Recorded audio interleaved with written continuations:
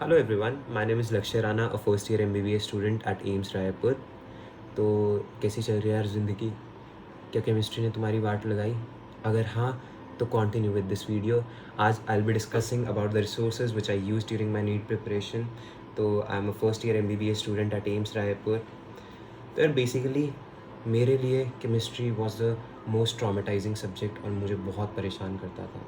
और from what I have observe ना, वो जो अपना कोटा फैक्ट्री का फेमस है कि लड़कियों की केमिस्ट्री बहुत अच्छी तरह समझ आती है, लड़कों को नहीं आती।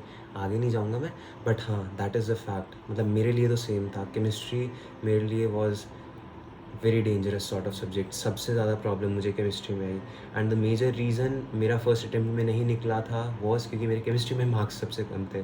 During my first attempt my marks in chemistry were just 92, and in the second attempt during my drop year it increase to 180। तो यार मतलब अपने एक्सपीरियंस से मैं तुम्हें कुछ बताना चाह रहा हूँ। तो let's start with the video. तो फर्स्ट ऑफ ऑल यार, physical chemistry just like physics is all about concept strengthening. आपके कंसेप्ट जितने अच्छे रहेंगे उतना ही बेटर आप कर पाओगे फिजिकल केमिस्ट्री में, और लॉन्ग टर्म में उतना ही स्मूथली वो निकलेगा। एंड यार फालतू में फिजिकल केमिस्ट्री को लेके बहुत ज़्यादा स्ट्रेस नहीं लेना है। आजकल अगर आप कुछ स्पेसिफाइड रिसोर्सेज यूज़ करते हो तो you won't find any difficulty in physical chemistry. तो फिज़िकल केमिस्ट्री में सबसे पहले आपको अपने लेक्चर्स को बहुत बहुत अच्छी तरह देखना है, और फालतू के उसमें टाइम पास नहीं करना। अच्छी तरह बैठ के लेक्चर्स को देखो अटेंटिवली, और जो भी टीचर्स क्वेश्चन करा रहा है उन्हें रिवाइज करो घर आके। क्योंकि क्या है ना यार, physical chemistry is a very vast subject और उसमें कुछ भी क्वेश्चन फ्रेम किए जा सकते हैं। बट द पॉइंट इज़ कि जो टीचर्स क्वेश्चन क्लास में करा रहे हैं they are the most important ones. वो अपने एक्सपीरियंस 20-30 साल से पढ़ा रहे हैं वो टीचर्स, तो उन्हें एक्सपीरियंस है कि हाँ, these are the topics which are mostly asked in NEET exam. तो आपको उन पे ज़्यादा एम्फेसाइज करना है। तो first and foremost suggestion from my side will be to attend the classes very religiously, I would say. बहुत अच्छी तरह बैठ के करो यार, टाइम पास वाले मोड में नहीं। उसके बाद क्वेश्चन जो करा रहे हैं उन्हें रिवाइज करो, and once you are done with this, तो इससे मैं गारंटी से बोल रहा हूँ, अगर आप ये दो चीज़ें भी अच्छी तरह कर लेते हो ना, तो आपका 80% चैप्टर इज़ डन। अच्छा, 80 भी क्या, 90% ही लगा लो। बाकी जो बचा हुआ पोर्शन है ना यार, वो आपकी क्वेश्चन प्रैक्टिस पे डिपेंड करता है। उसके बारे में आगे डिस्कस करूँगा। तो ये कर लिया, इसके बाद आप मूव ऑन कीजिए एनसीईआरटी पे। अब ये बहुत बड़ा मिथ है मोस्टली बच्चों में कि यार फिजिकल केमिस्ट्री में एनसीईआरटी कौन करता है, नॉट रिक्वायर्ड। पर यार अब वो पुराना ट्रेंड नहीं रहा। अब assertion reason type of question जो आ रहे हैं, they are coming from physical chemistry also. और अभी रिसेंटली मैं रेफरेंसेस डालता रहूँगा यहाँ पे, आप देख सकते हो ये एग्जैक्ट एनसीईआरटी की ही लाइंस उठ के आ रही हैं फॉर एजर्शन रीजन इटसेल्फ, और फिजिकल केमिस्ट्री का क्वेश्चन है ये। तो यार मेक श्योर कि आप इन चीज़ों पे बहुत ज़्यादा ध्यान दो। अच्छा, फिजिकल केमिस्ट्री के लिए एनसीईआरटी पूरी नहीं पढ़नी है। अब मैं समझ सकता हूँ इतनी वास्ट है कि बोर हो जाते हैं, मुझे भी सेम प्रॉब्लम थी। तो सच्चाई बताऊँ, उसमें सिर्फ आपको जो बुलेट पॉइंट्स के फॉर्म में दिया हुआ है बस उतना करो, ज़िंदगी अच्छी तरह कटेगी, अपना नीट आराम से निकल जाएगा। जो बुलेट पॉइंट्स के फॉर्म में दिया हुआ है ना, those are the most important things. अब एक डाल्टन थ्योरी दी हुई है उसमें, एटॉमिक स्ट्रक्चर में। उसमें जो बुलेट पॉइंट्स के फॉर्म में दिया हुआ है उससे ही एक क्वेश्चन आया था अपना नीट में। और ऐसे ही मैक्सिमम टाइम्स जो एजर्शन रीजन भी बन रहे हैं ना, वो बुलेट पॉइंट्स वाले उससे ही बन रहे हैं एजर्शन रीजन। तो मेक श्योर आप उस पर बहुत ज़्यादा ध्यान दो। अच्छा, आप एनसीईआरटी का सिर्फ बुलेट पॉइंट्स वाला पोर्शन करने के बाद एग्जाम्पल्स में मूव ऑन कीजिए। अब एग्जाम्पल्स की इंपॉर्टेंस मुझे नहीं लगता मुझे बताने की ज़रूरत है। अगर आपने PYQs किए होंगे तो आप देख सकते हैं एग्जैक्ट एग्जाम्पल्स उठ के आए हैं नीट के एग्ज़ाम में। इन नीट 2021 अपना एक क्वेश्चन था एटॉमिक स्ट्रक्चर से related to that radio station वाला एग्जाम्पल है वो एनसीईआरटी का एटॉमिक स्ट्रक्चर में।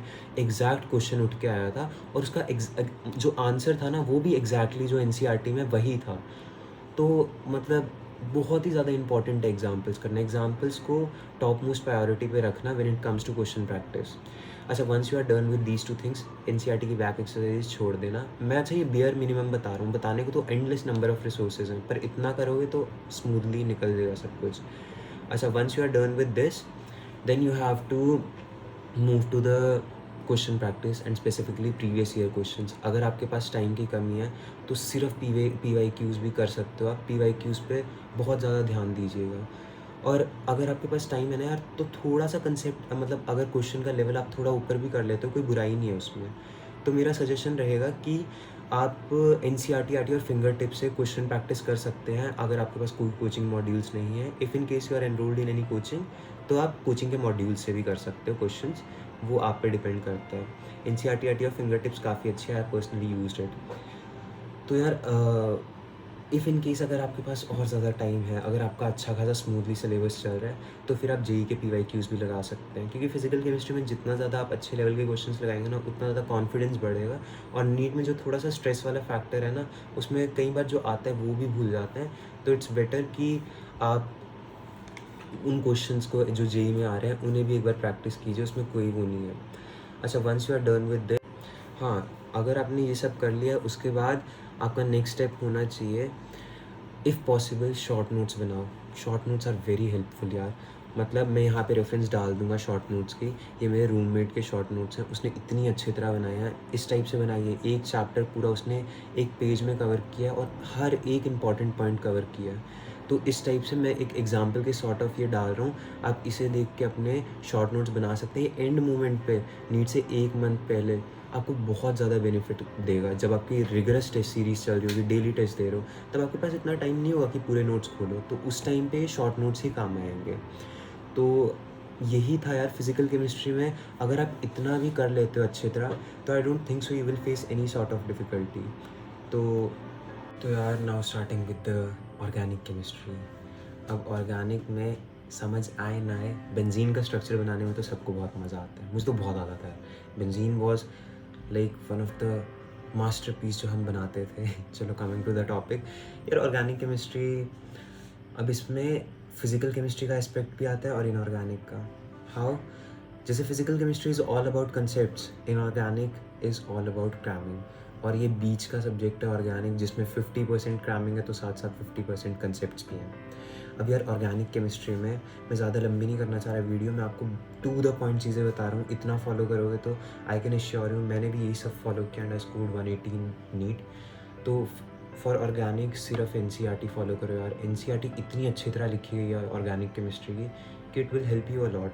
अगर आप उसको जिस ऑर्डर में वो दी हुई है उसे अच्छी तरह कर लेते हो, तो आपको कोई दिक्कत नहीं आने वाली।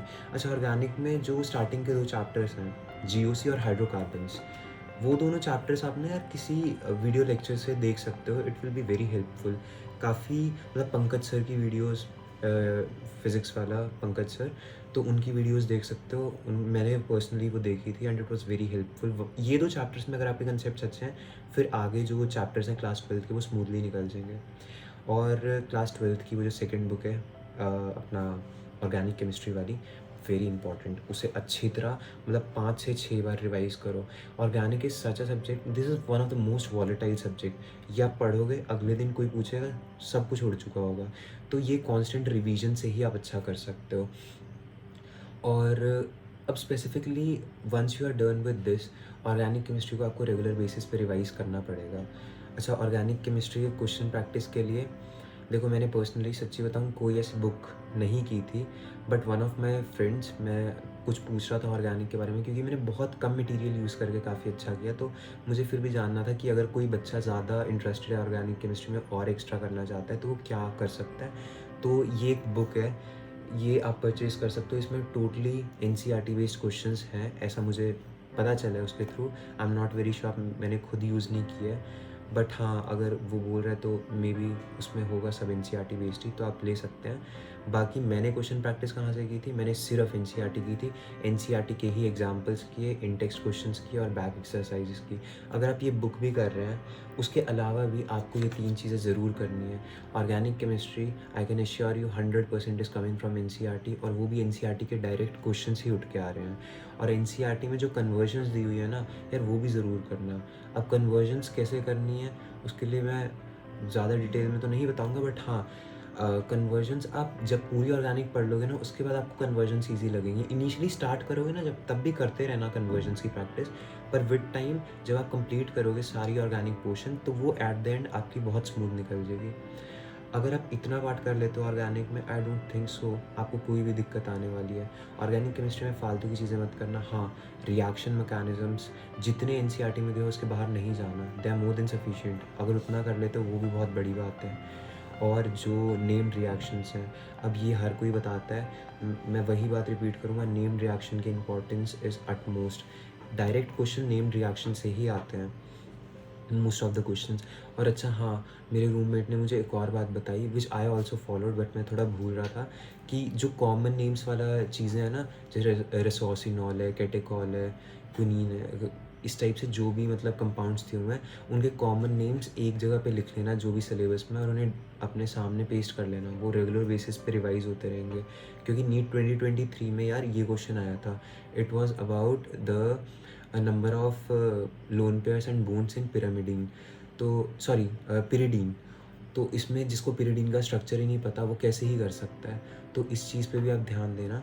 अगर आप ये चीज़ें करते हो, अगर आप एनसीईआरटी को अच्छी तरह मास्टर कर लेते हो ऑर्गेनिक में, आपको कोई दिक्कत नहीं आएगी, दैट आई कैन एश्योर। पर हाँ, एनसीईआरटी एक बार पढ़ने से कभी नहीं आएगी, कम से कम 5-6 रीडिंग्स दोगे तब भी आपके थोड़ा थोड़ा आपको रिटेन कर पाओगे। अपना इंटेंसिटी बढ़ाते रहना, कि फ्रीक्वेंटली रिवाइज करते रहें हम। तो that was it for organic chemistry. इतना पार्ट करोगे तो मस्त निकल जाएगी। उसके बाद coming to inorganic chemistry. Inorganic chemistry यार वही है, 100% क्रैमिंग ही बोलूँगा मैं तो। चाहे कोई कितना ही बोले कि उसमें कंसेप्ट्स हैं, एट द एंड आपको रटना ही है जो भी उसमें टेबल्स दिए हुए हैं। अच्छा हाँ, अब आपकी इनऑर्गेनिक बहुत कम हो गया यार, कुछ रह ही नहीं गया, बहुत कम है। उतना भी अगर पढ़ते दिक्कत आ रही है देन तो इट्स नॉट गुड। तो इतना कम कंटेंट है, उससे अच्छी तरह रिवाइज करो। सिर्फ एनसीईआरटी, अगेन इनऑर्गेनिक में भूल के भी कोई रेफरेंस बुक वगैरह मत उठा लेना, शेयर वेस्टेज ऑफ टाइम। सिर्फ अपनी एनसीईआरटी कीजिए। एनसीईआरटी के जो एग्जाम्पल्स हैं, बैक एक्सरसाइजेज हैं और इंडेक्स क्वेश्चंस हैं, इतना पार्ट कीजिए, इन्हीं से डायरेक्ट क्वेश्चंस आते हैं। ऑर्गेनिक और इनऑर्गेनिक में आपका मटेरियल बहुत कम है, पर वही है, आपको इसकी रिवीजन्स बहुत ज़्यादा देनी पड़ेंगी। यहाँ मटेरियल कम है पर रिवीजन्स मल्टीपल्स ही हैं।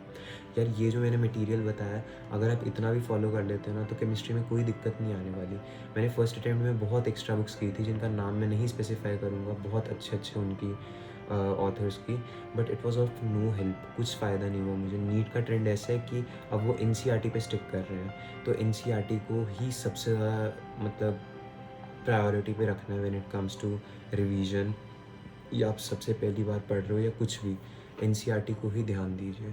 So yeah, that was it for today's video. I hope you enjoyed the video. If you enjoyed it, please like the video, and if you don't want to miss any other upcoming videos, do subscribe my channel. Thank you.